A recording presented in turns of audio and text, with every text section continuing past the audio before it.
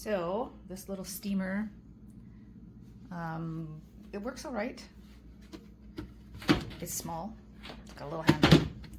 The cord here, not terribly long. I do wish that this was longer so that you could like put it stationary and then use the wand and go far away from what you're doing.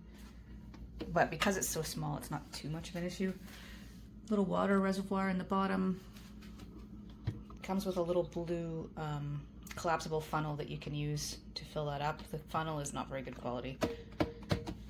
And you've got an on-off switch and power up and down. So if you've ever used one of these little steamers before, not this model, I mean, if you've used a steamer before, you're used to a couple of features, and one of them is to be able to turn on the unit and have it come to pressure before you start steaming things. This one doesn't do that, so that's something to know right off the bat. It doesn't mean that it's bad necessarily, it's just, it's not the kind that comes to pressure, so you're not going to get it as hot as you would with the big machines that you can do disinfecting with, but this would be great for steaming clothes and stuff like that.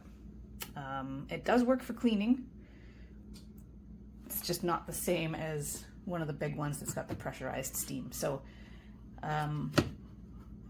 I love that it's super small if you have a very small place. This is a great option because it's not going to take up a lot of space in your cupboard. This is the metal scrub. It has a long wand that you can use with it too.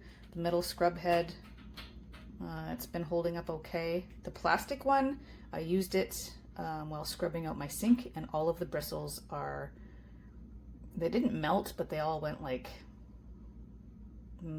all messed up and crooked. So not the best quality, I guess. One thing I don't care for is that you can't turn it off and on and have the steam stop instantly. So you turn it on, turn it up a little bit. It's going to start squirting out water and then steam. Then when you want to turn it off and you're still going to be dealing with steam until it dies down. So that is something that you need to know because it's still going to be spraying steam out. As for cleaning, I'll show you a little bit what can do. On my stove, gets into all the cracks and crevices.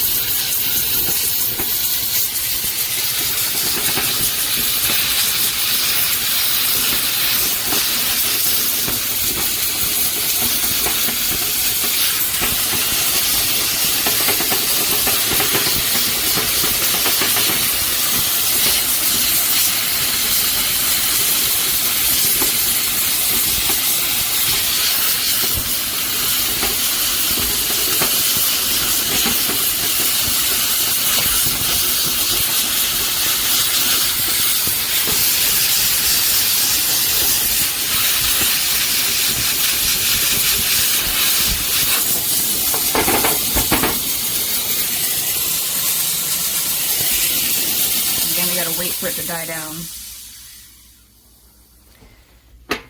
And then you can use a microfiber cloth to wipe it all up. So it's gonna get into like the little spots that are really, really hard to get into and clean. And this is a really old stove, so getting it this clean is kind of a challenge anyway. It's got lots of stains. So it's really good at getting into all the creases, stuff like that. If you take a cloth and wrap it and then turn it on, you can get this substantially hotter for disinfecting, but it's a burn risk if you do that, so you have to be careful. It's not bad, and it does have uses around the house, but it does have its faults. Okay, so the cord, it's a little bit short, but the hose is very long, and what you do is when the moment you press this, as long as it's hot, it starts spraying. And if you were starting fresh, it might take like 15 seconds, but it's going to squirt all over. But then, use one of the scrubbing attachments, you get to discover that your tile is filthy. This one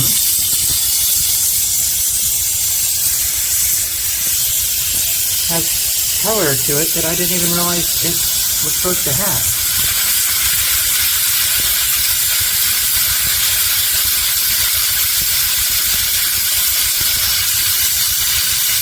Try getting the grout right here.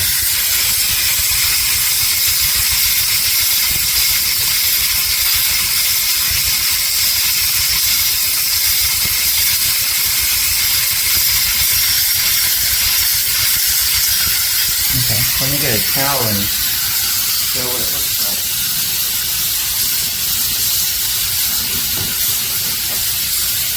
Okay.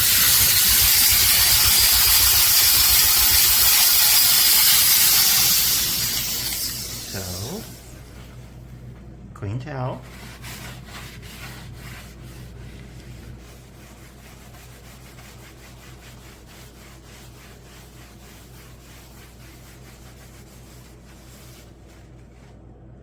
Dirty 4.